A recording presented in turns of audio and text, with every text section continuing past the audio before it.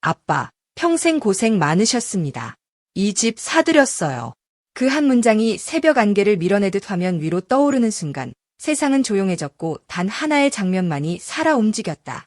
농부의 손등에 새겨진 굳은 살이 미세하게 떨리고 믿기지 않는 듯 한 발 물러섰던 아버지가 마침내 작은 금속을 두 손으로 감싸 쥐었다. 은빛 열쇠가 사각거리며 맞물리는 소리가 지리산 계곡물처럼 맑게 울려 퍼지자 눈물은 거칠게 굳은 피부를 타고 흘러내렸다. 그 눈물은 피로의 강을 건너온 세월의 기록이었고 동시에 오늘을 영원으로 봉인하는 도장 같았다. 그날의 새벽 공기는 라벤더와 흙향을 섞어 내보냈고 서울 외곽 완만한 산능선을 등진 전원 마을의 집은 마치 오래전부터 그 자리에 있던 것처럼 조용히 숨쉬었다. 순백의 외벽에 덩굴 장미가 선홍빛으로 올라붙어 있었고 현관 옆 작은 창에는 파란 체크 커튼이 햇살을 받아 잔물결을 만들었다.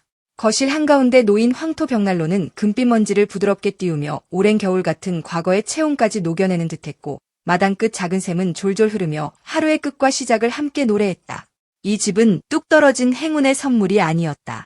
미스터 트롯 무대에서 준우승을 거머쥐던 그 밤 축하 전화와 광고 제안이 들이닥쳤지만 그는 눈물 젖은 환호 대신 은행 창구를 먼저 찾았다. 아버지가 마음 놓고 숨 쉬실 집을 짓겠습니다. 직원들은 전원주택은 관리가 쉽지 않다며 고개를 저었고 견적의 숫자표는 끝없이 올라갔다. 그러나 그는 미소로 답했다. 평생 저를 걱정하시던 분이니 이제는 제가 걱정하겠습니다. 2달간 이 골목 저 산자락을 닳도록 걸어다닌 끝에 그가 찾아낸 땅은 지도에도 표기되지 않은 숨은 좌표였다. 버스 정류장에서 걸어 닿을 수 있고 저녁이면 산책로의 흙냄새가 먼저 문 앞에 도착하는 곳, 무엇보다 장독대와 툇마루를 넉넉히 꾸밀 수 있는 아버지의 오랜 소망이 꼭 맞게 들어앉는 넓이였다.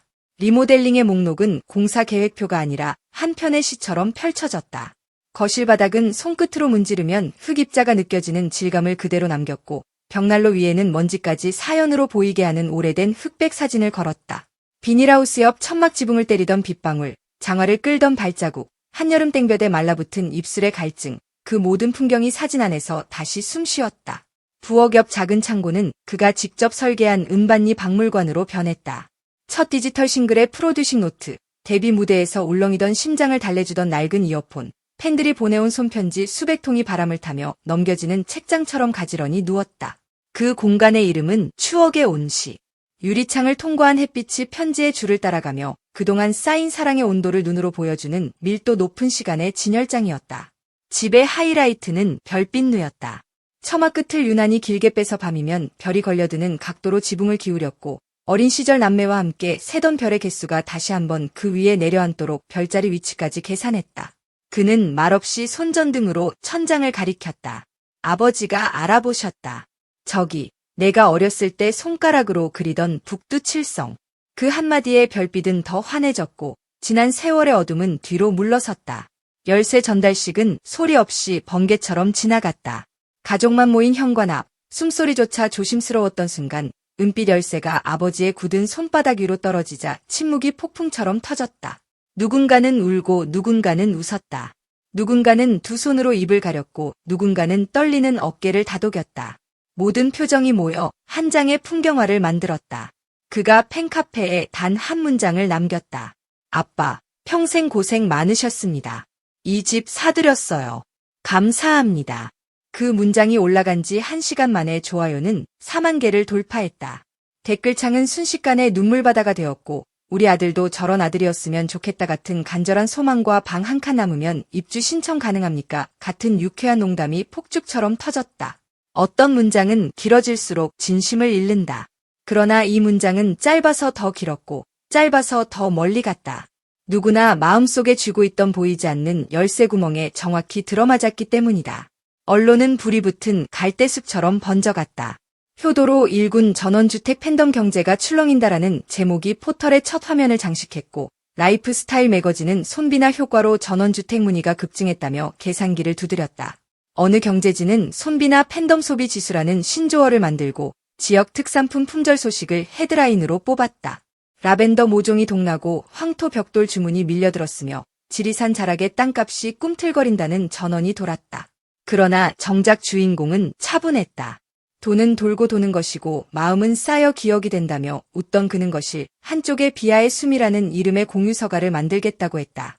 팬들이 나누고 싶은 책을 기증하면 누구나 와서 읽고 종이 냄새와 라벤더 향이 겹쳐지는 그 공간에서 사람들은 시간의 속도를 한 칸 줄일 수 있을 것이다. 팬들은 어느새 상상도를 그리기 시작했다. 한 달 살기 프로젝트라는 이름의 꿈이었다. 1층은 부모님 거실, 2층은 그의 뮤직 스튜디오, 3층은 팬클럽 사무실, 4층은 팬 숙소, 옥상은 미니 콘서트 무대. 도면이 팬카페에 공개되자 하트가 폭주했고 지역 케이블 PD는 곧바로 전화를 걸었다. 프로그램 제목은 우리 비하의 집에 살아요. 현실이 따라오든 말든 상상은 이미 입주를 마쳤다. 그러나 그가 정말 지키고 싶었던 것은 화려한 구조가 아니라 호흡의 온도였다. 함께 숨쉬는 공간. 그래서 새 집의 첫날 밤에는 가족과 가까운 친구, 그리고 추첨으로 뽑힌 팬 10명을 초대하기로 했다. 식탁에는 아버지가 텃밭에서 캐온 감자, 어머니가 정성껏 담근 고들빼기 김치, 막내가 끓인 된장찌개가 놓일 것이다. 거실 구석 작은 스피커에서는 이 집을 위해 만든 자작곡 집으로가 흘러나온다. 높은 곳보다 따뜻한 곳이 좋다는 노랫말이 황토벽에 걸려 메아리 칠 때 초대받은 사람들은 모두 같은 속도로 고개를 끄덕일 것이다. 그는 현관 옆에 작은 화분 하나를 비워두었다. 여기는 당신의 자리입니다. 당신이 심을 꽃이 기다립니다. 손글씨로 적힌 문장이 새처럼 가벼운 그림자를 만들고 있었다. 집은 사람을 고르기도 하지만 때로는 사람이 집을 고른다. 이 집은 뒤를 보게 만드는 집이다. 아버지의 등에 묻은 흙을 떠올리게 하고 밤마다 별을 세던 어린 날을 불러오며 세상의 박수보다 가까운 숨소리를 더 크게 듣게 만든다.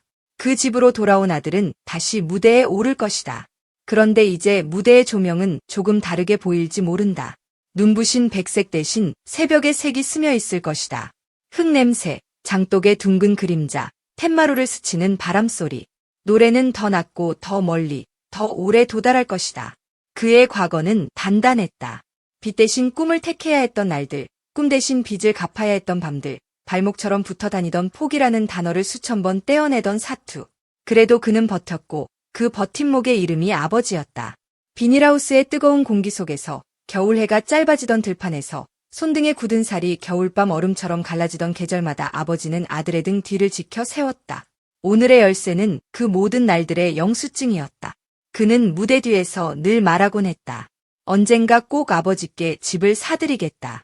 그 말이 공약이 아니라 약속이었음을 이날 새벽은 증명했다. 좋아요 4만 개를 넘어선 기록은 단순한 숫자가 아니었다. 스크린 너머의 사람들이 각자의 삶에서 잃어버린 조각을 잠시 되찾은 순간의 총합이었다. 댓글의 행간에는 오래된 사연들이 숨어 있었다. 그리고 그는 다시 노래한다. 아빠, 평생 고생 많으셨습니다. 이 집 사드렸어요. 그 한 줄이 후렴처럼 반복될 때마다 무대의 조명은 새벽빛으로 물들고 관객석 어딘가에서 익숙한 손등에 굳은 살이 반짝인다.